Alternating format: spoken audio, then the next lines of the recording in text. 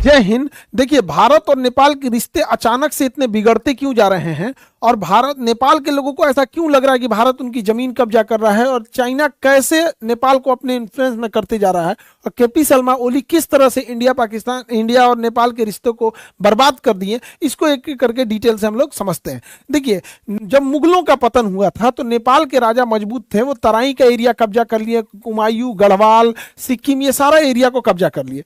लेकिन अंग्रेजों ने जब इस पे आंग्ल और नेपाल युद्ध किया 1814 से 1816 के बीच में, तो नेपाल के गोरखा शासकों को पीछे हटना पड़ा और उनको ये जमीन वापस करनी पड़ी अंग्रेजों के साथ। हमारा तो सत्ता उस समय गिर चुका था, यहाँ पे मराठों की भी हार हो चुकी थी। 1761 के पानीपत के युद्ध के बाद मराठों का पतन प्रारंभ हो गया, इधर मुगल खत्म ही हो गए थे। तो यहाँ से पहले जो सतलज नदी से इनकी सीमा बनती थी, अंग्रेजों ने इसे कह दिया कि भैया ये आपकी काली नदी से सीमा बनेगी यहाँ पर, और यहाँ पर मेची नदी, और यहाँ गंडक नदी, ये बॉर्डर जो बनेगा बिहार के साथ गंडक नदी। तो 3 नदियों को सीमा बना दिया अंग्रेजों ने। अब इन 3 नदियों को समझते हैं। ये सीमा जो बनाई गई थी ये सुगौली में बैठ के बनाई गई थी। सुगौली बिहार के चंपारण में एक जगह है सुगौली, तो सुगौली में ये संधि हुई 1816 की, इसलिए इसे सुगौली की संधि कहते हैं। इसके तहत नेपाल की पश्चिमी सीमा काली नदी, उसके उधर भारत का उत्तराखंड, इधर मेची नदी, इसके इधर सिक्किम, और नीचे ये गंडक नदी। अब इन नदियों से विवाद कैसे है, तो ये विवाद समझती है मेनली गंडक और मेची को लेके, क्योंकि नदियां अपना रास्ता बदल देती हैं।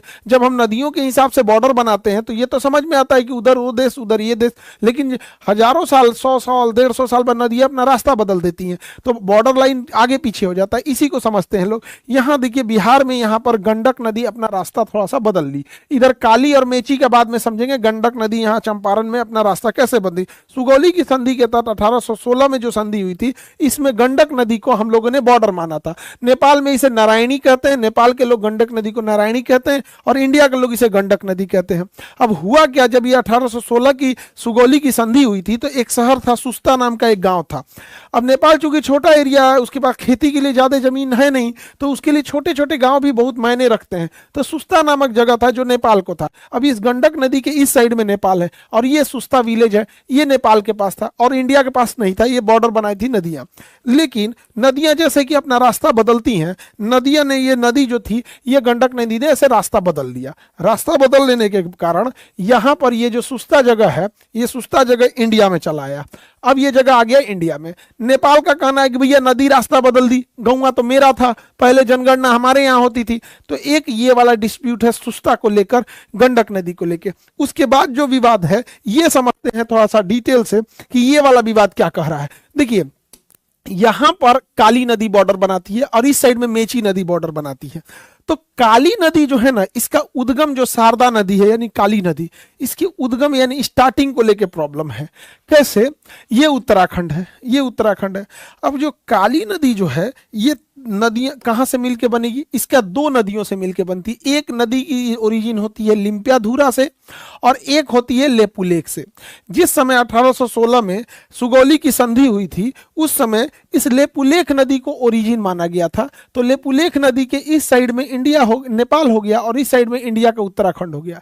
लेकिन बहुत सारे जगहों पे इस काली नदी का उद्गम लिम्पियाधुरा को माना गया है। अब देखिए प्रॉब्लम कहां से आएगा। इंडिया कहता है कि लेपुलेख से है, इसलिए लेपुलेख के उस साइड में नेपाल और इस साइड में कंप्लीट इंडिया हो जाएगा। लेकिन इंडिया को लेपुलेख की बहुत ज्यादा जरूरत है। नेपाल का कहना है कि पहले हमारे यहाँ के लोगों की जनगणना भी हमारे नेपाल में होती थी। क्यों? क्योंकि नेपाल का कहना है कि ये जो काली नदी है इसका उद्गम लिम्पियाधुरा से है। अगर लिम्पियाधुरा से उद्गम माना जाएगा तो ये एरिया नेपाल को एक्स्ट्रा मिल जाएगा। नेपाल कहता है कि भैया ये नदी का जो ओरिजिन है हम लिम्पियाधुरा को मानते हैं। भारत का कहना है कि नहीं भैया हम लेपुलेख मानते हैं। अब बीच में फंस जाता है काला पानी कि भैया हम किधर से जाएं यहाँ पे। अब ये जमीन जो है ये हमारे लिए बहुत ज्यादा खेती उपजाऊ इस सब की जमीन नहीं है। मेन ये जमीन हमारे लिए कैलाश मानसरोवर यात्रा के लिए ज्यादा जरूरी है। यहाँ पर कैलाश मानसरोवर यात्रा है तो ये लेपुलेख दर्रा होके हम लोग जा सकते हैं। अब चाइना क्या किया है, यहाँ अपनी ट्रेन लेके चला आया, बुलेट अपनी ट्रेन। तो अब हम लोग अगर वहाँ रास्ता नहीं बनाएंगे, अगर हम वो ऐसे ही छोड़ देंगे, तो युद्ध की स्थिति में हमको कोई एडवांटेज मिलेगा नहीं, मिलेगा वहाँ पर। इसलिए भारत ने यहाँ से सड़कें बनाना चालू किया और लेपुलेख तक 80 किलोमीटर तक की सड़क बनाई। जैसे सड़क बनाया ना, तो नेपाल इसका विरोध कर रहा है, कह रहा है कि ये तो गलत है, काला पानी मेरा है, लिम्पियाधुरा मेरा है, लेपुलेख मेरा है। भारत कह रहा है कि भैया लेपुलेख तक उधर के इधर रहो, बट ये जो एक्स्ट्रा जमीन का टुकड़ा है ना, इसको लेके विवाद हो गया है। अब नेपाल चूंकि उसके पास खोने के लिए कुछ नहीं है, नेपाल जो है चाइना के इन्फ्लुएंस में आ रहा है, इसलिए जो नया नक्शा बनाया है ना नेपाल, उसमें देखिएगा उसने अपना ये एक्स्ट्रा जमीन जोड़ दिया है अपने नए नक्शा में। कहा है कि नहीं भैया, हम लेपुलेख को नहीं मानेंगे, हम मानेंगे कि ये नदी की जो ये वाली शाखा है, नदियां जब ओरिजिन होती है तो कई छोटी छोटी टुकड़ों में आके मिल के बनती है, यहाँ पे एक ये वाला डिस्प्यूट आ जाता है, जिस वजह से केपी शर्मा ओली इसका बहुत फायदा उठाते हैं। इन्होंने अपने नोट पे जो लाया था उसमें इन्होंने एक्स्ट्रा नक्शा ये जोड़ दिया था और कहा था ये लिम्पियाधुरा से लेके यहाँ तक मेरा लेपुलेख तक आएगा, बीच में काला पानी आ जाता है। तो जिस वजह से ये चाइनीज कम्युनिस्ट पार्टी के पूरी तरह से प्रभाव में आ गए हैं केपी शर्मा ओली, और इंडिया नेपाल के रिलेशन को खराब करने में लगे हुए हैं। इनका कहना है कि प्राचीन पहले समय जाके देखिए, वो लेपुलेख का एरिया जो था वहां पर हम लोग की जनगणना होती थी, ये एरिया में यहाँ नेपाल के लोग रहते थे। अरे भैया, उस तरह से तो बिहार में भी नेपाल के लोग रहते हैं, दुनिया भर के नेपाल के लोग रहते हैं, तो क्या पूरा का पूरा नेपाल का नहीं हो जाएगा? नेपाल और इंडिया के रिलेशन बहुत अच्छे हैं। अब अगर पहले की ओर जाएंगे तो पहले तो हम लोग अखंड भारत में थे, सब लोग हमारा ही था यहाँ पे, ज्यादा दूर कहाँ जाइएगा। 1893 में अफगानिस्तान अलग हुआ, 1947 में पाकिस्तान अलग होता है। यहाँ पर आजादी के 10 साल पहले 1937 में म्यांमार टूटता है, 1971 में बांग्लादेश टूटता है। तो ये तो बहुत टूट टूट के बने हैं। तो अगर ऐसे प्राचीन कालते में चलेंगे तो हमारे शास्त्रों में तो जब वेद पुराण की उच्चारण होता है तो वहीं से होता है जम्बू द्वीप है, तो पूरा एशिया हम लोग का होगा, जम्बू द्वीप बोला जाता था एशिया को पूरा का। तो ऐसा नहीं ना होता। तो ये रिलेशन को मेनली चुनाव जीतने के लिए केपी शर्मा ओली किसी भी हद तक गिर सकते हैं, यही इनको खराब लगता है। अब देखिए, इंडिया और नेपाल के रिश्ते को खराब करने से चाइना को ज्यादा बेनिफिट होगा। वो इंडिया को काउंटर करना चाहता है, उसको पता है कि ये चिकन स्नेक अगर हम काट देंगे तो यहाँ के 8 स्टेट पर इंडिया नहीं जा पाएगा। यही वजह है कि चाइना यहाँ से नेपाल से रिश्ते खराब करके इस रास्ते घुसना चाहता है वो नेपाल में, और म्यांमार के रास्ते यहां से वो घुसना चाहता है बांग्लादेश में।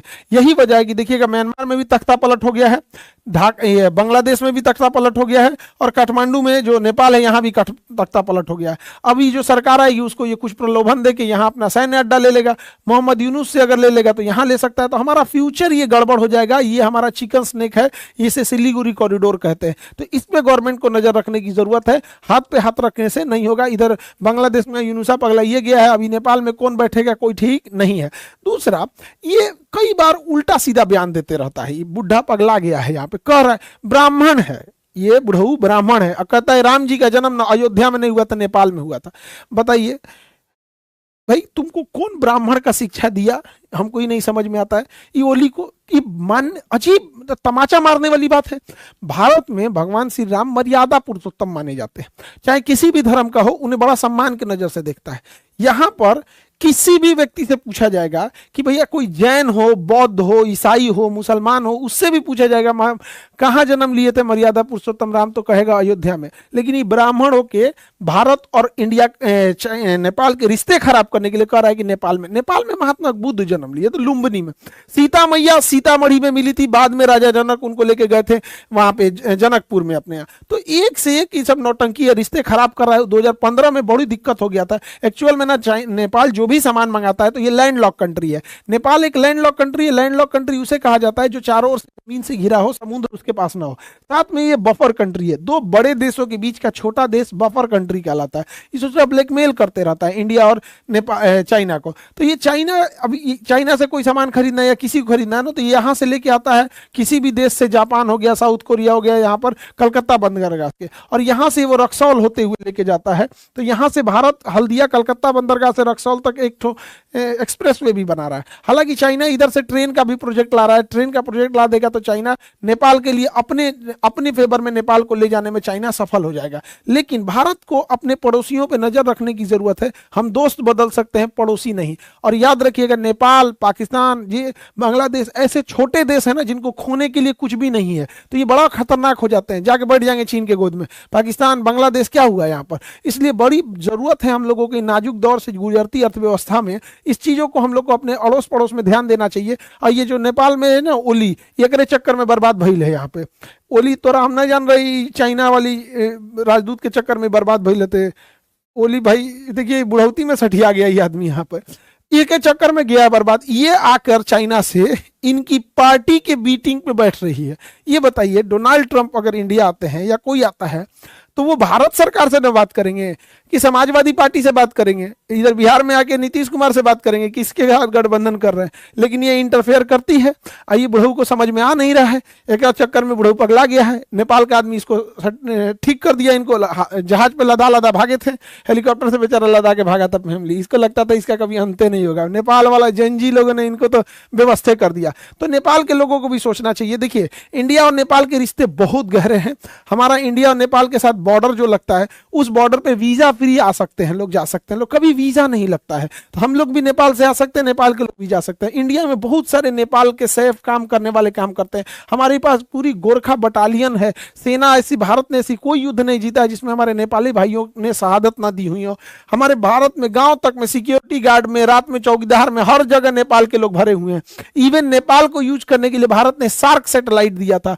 आज भी नेपाल में जो पेट्रोल जाता है, भारत से पेट्रोलियम जाया जाता है, उसको सप्लाई किया जाता है ट्रकों टैंकरों में भर भर के यहाँ पर। हाँ, थोड़ा सा भारत से है क्या चीज है कि नेपाल हमें ज्यादा कुछ बेच नहीं पाता। हालांकि ठंडी के दिन में नेपाल से बहुत लोग कंबल उम्बल बेचने आते हैं। तो भाई बेचो, तुम्हें मना कौन किया है? टेक्नोलॉजी के मामले में नेपाल थोड़ा सा पीछे है, मेडिकल इंडस्ट्री और पीछे, एजुकेशन सिस्टम और पीछे। तो यहाँ थोड़ा नेपाल के लोगों को लगता है आंकड़े देख के कि भैया हम लोग नहीं बेच पा रहे हैं। ये झमेला हम लोग भी झेलते हैं चाइना के साथ। चाइना हम लोग को भर भर के सामान बेच देता है, हम लोग बेच ही नहीं पाते हैं। वैसे ही चाइना, जैसे हम लोग चाइना को देखते हैं व्यापार के नजर, नेपाल वाले हम लोग को देखते हैं यार ये भर भर के सामान बेच दे रहे हैं, हम लोग बेच ही नहीं पा रहे हैं। मना थोड़ी किए हम लोग, वहां से करो। नेपाल को स्टेबल रखने के लिए भारत ने पाम ऑयल नेपाल से इंपोर्ट करने लगा। जबकि देखिए, पाम जो होता है ये विश्वतरेखीय वृक्ष है, मलेशिया वगैरह में होता है।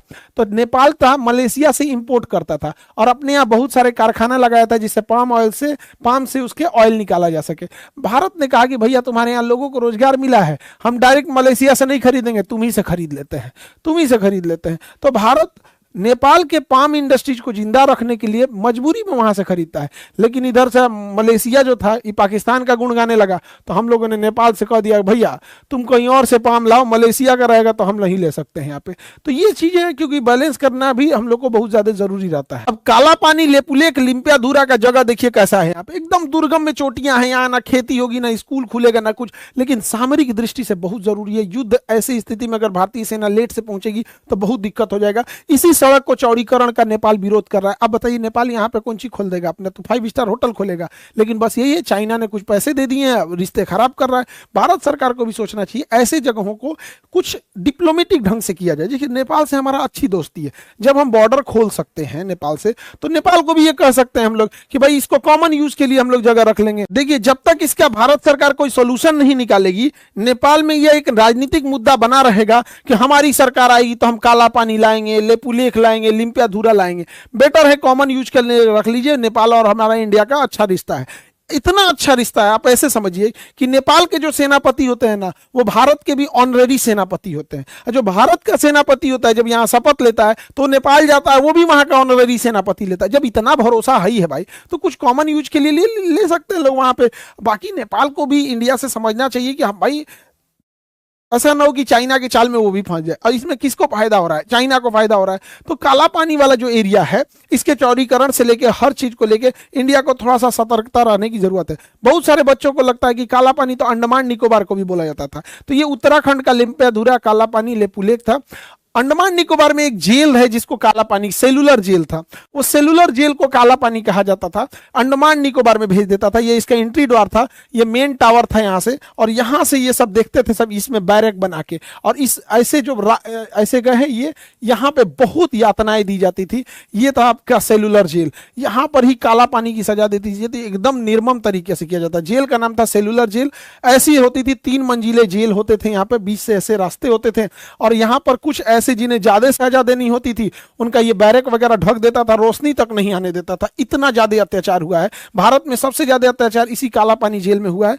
यहाँ ऐसे बैरक रख दिए जाते थे, अंदर एक छोटा सा कमरा होता था ये बंद करने के लिए, और यहाँ से कुंडी दी जाती थी, ये कुंडी अंदर अंदर आके इसमें लॉक होती थी ताकि कोई हाथ से इसे खोल ना सके यहाँ पर, और इसके अंदर ऐसे रास्ते होते थे। वीर सावरकर जो थे यहीं पे बंद किए गए थे, इन्होंने कोयले से बहुत सारे इतिहास और श्लोकों को लिखा हुआ था, भारतीय स्वतंत्रता के इतिहास को अपने दीवारों पर लिख दिया था वीर सावरकर ने वहां पर। अब यहाँ पर भारत से जितने भी कैदी जाते थे ना, जितने स्वतंत्रता की बात करते थे, सबको अंडमान निकोबार के ये सेलुलर जेल में ले आके भर देते थे। इस सेलुलर जेल यानी काला पानी की सजा में इतनी भयानक सजा दी जाती थी। देखिए यहाँ पर एक जो कैदी पकड़े जाते थे, इनके गले में चेन बांध के यहाँ पे इसमें एक लकड़ी फंसा दिया जाता था, इतना दर्दनाक होता था। और इन्हें यहाँ एक देखिएगा पत्थर दिया है जिसपे एक नुकीला चाकू लगाया है, और इन्हें नारियल छीलते रहना था ऐसे दिन भर। ऐसा नहीं है कि कैदी है तो चुपचाप बैठल रहिए, दिन भर नारियल छिलवाता था, हाथ में छाले पड़ जाते थे नारियल छीलते छीलते, दर्द हो जाता था बैठे बैठे, लेकिन दिन भर नारियल छिलवाता था इनसे। अच्छा, नारियल छिल गया ना, अब नारियल को इसमें डाला जाता था, यहाँ लकड़ी के इसमें यहाँ पे, और इसमें भारी पत्थर बांध दिए जाते थे, और इनको लेके दिन भर घुमाना था, दिन भर। यही है कच्ची धानी, बैल वगैरह से पहले जोतवाया जाता था ना यहाँ पे, ये इंसान से। ये हमारे स्वतंत्रता सेनानी रहे होंगे कोई, इन्हें अंग्रेजों ने पकड़ के लाया गया होगा। कितनी मुश्किल से हम लोग को आज़ादी मिली है, जिसका कोई हिसाब नहीं, यहाँ से निकलवाते थे। इसके अलावा देखिए, अगर कोई किसी से थोड़ी सी गलती हो जाती थी, जैसे मान के चलिए उसे बोला गया तुम्हें 40 लीटर नारियल तेल निकालना है, और अगर उसने 40 लीटर में आधा लीटर कम कर दिया ना, तो उसे जंजीर पहना दिया जाता था पैरों में यहाँ पे, फिर उसे चलने में बहुत दिक्कत होती थी। अगर कोई बीमार पड़ गया और तेल नहीं निकाल पाया, नारियल नहीं छील पाया, तो उसको जंजीर के जगह पे ना छड़ बांध देता था।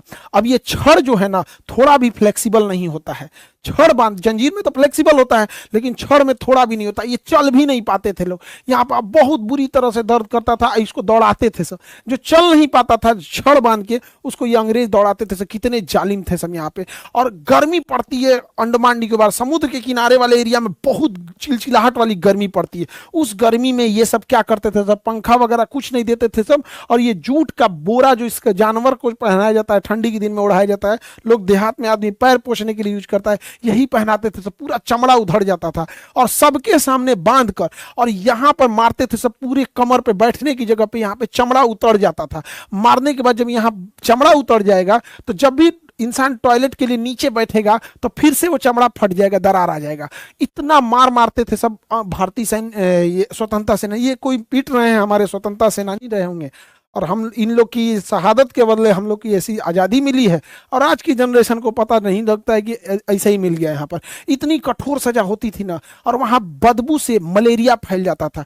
पानी इतना गहरा होता था, काला रंग का दिखता था, गंदगी जानवर ये सबसे दूर तक कुछ दिखता नहीं था, तो काला दिखता था, काला पानी कहा गया। उसी के अंदर टॉयलेट करने के लिए बना देते थे सब। इन लोग को वहीं अंदर लेटरिन करना होता था, खुद से साफ करना होता था, फिर ले जाना होता था। कभी किसी की तबीयत खराब हो गई ना, अंदर ही लेटरिन कर दिया, उल्टी कर दिया, उसको वैसे ही छोड़ देते थे सब। मलेरिया हो गया, वैसे ही छोड़ दिए सब, उसी में मारते थे सब उसको कि तुम क्यों इतना गंदगी फैला रहा है। और कौन सा अंग्रेजों को रहना होता था, पूरी तरह से बर्बाद कर दिया सब, मलेरिया फैल गया। इतना यातना देता था सब काला पानी जो अंडमान निकोबार में है वहां पर।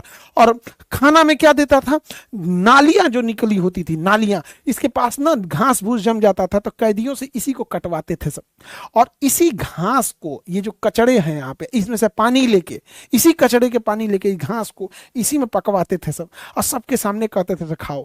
जो खाता नहीं था उसको सारे चार दीवारी के बीच में बांध के मार देते सब, और मार के एकदम दिन भर धूप में वैसे ही छोड़ देते थे सब तड़पने के लिए, ताकि जाए वहां पे। इतनी भयानक सजा दी जाती थी काला पानी का। जो भी यहाँ गया, इक्के दुक्के लोग हैं जो वहां से सजा काट के वापस आए, वरना सारे लोगों को तो वहां मार ही देता था। सोचिए कितना निर्मम और कितना नीच हरकत होगा अंग्रेजों का, कि जो फांसी घर था उसमें 3-3 ठो फांसी देने वाला ये था तख्ता, 3-3। सोचिए आप कल्पना कीजिए कितना फांसी दिए होंगे सबकी, एक तो फांसी देने वाला कम होगा कि भैया जल्दी जल्दी देना है ना, एक काम करो फांसी दे देते हैं। अभी जैसे हम हॉस्पिटल रहे ना, तो हमको अल्ट्रासाउंड, एक्सरे, ये सब चीजें बड़ी सस्ती है, तो हमने क्या किया ना, 3-3 अल्ट्रासाउंड मशीन रखे एक साथ 3 काम करेगा। इसलिए नहीं कि ज्यादा लोग आएंगे, वेट नहीं करना पड़ेगा, अरे खटाखट करके निकालते जाओ यहाँ पे 3-3। सोचिए ये फांसी लगाने वाला 3-3 रखा है। हम लोग इसलिए कहें कि अल्ट्रासाउंड में 15 मिनट लग जाता है एक आदमी का अल्ट्रासाउंड करते करते, दूसरा वेट नहीं करता रहे, एक साथ लगा लगा के निकालो।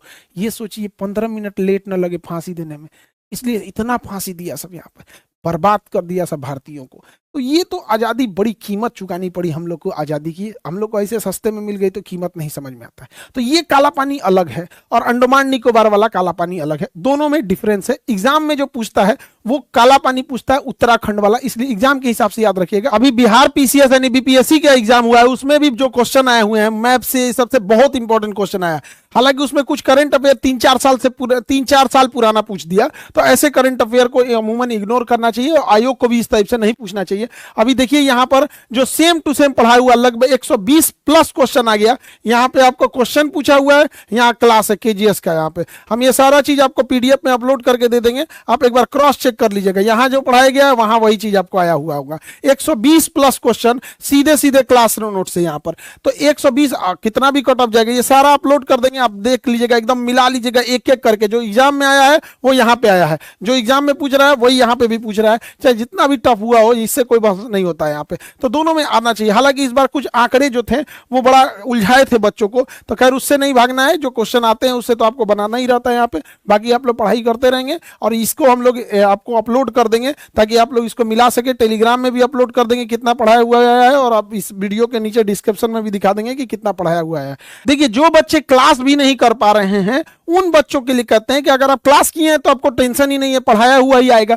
नहीं भी किए हैं तो चूंकि ये बिहार पीसीएस का एग्जाम है, एक पॉकेट जी की किताब आती है 150 रुपए के आसपास की आती है, इसमें से 86 क्वेश्चन आया है। अब चूंकि बिहार स्पेशल भी पूछता है, क्योंकि बिहार पीसीएस का यूपी पीसीएस का रहता तो यूपी से स्पेशल पूछता है, तो इस बुक से 16 क्वेश्चन आया है। तो केवल यही 2 बुक अगर आप पढ़ लेते हैं तो 102 क्वेश्चन ऐसे ही निकाल के कट ऑफ के ऊपर चले जाएंगे। हालांकि इसमें जितना क्वेश्चन आया है, देखिए हम एकदम सीक्वेंस लगा देते हैं पेज नंबर के साथ। ये क्वेश्चन है, ये हमारे पॉकेट जीके का है, और ये पेज नंबर है, किसका है, बिहार जीके का है, किसका, सब पेज नंबर के साथ है। जैसे ये क्वेश्चन है 39 नंबर क्वेश्चन है, ये यहाँ पढ़ाया हुआ है पेज नंबर 100 के साथ। तो ये एकदम आपको लिंक के साथ अपलोड कर देंगे ताकि आपको देखने में आसानी हो। नहीं तो अभी कई बच्चों को लगता है कि कौन सा किताब पढ़े कौन सा नहीं। यहाँ क्वेश्चन है और यहाँ उसका आंसर है, पेज नंबर के साथ है, ताकि आप क्रॉस चेक कर सके। नीचे लिंक डाल देंगे और टेलीग्राम में भी इसे अपलोड कर देंगे। अच्छे से माइक्रोस्कोप से देख लीजिएगा आया है क्वेश्चन की नहीं। लेकिन आई होप कि आप नेपाल और ये इंडिया का डिस्प्यूट समझ गए होंगे।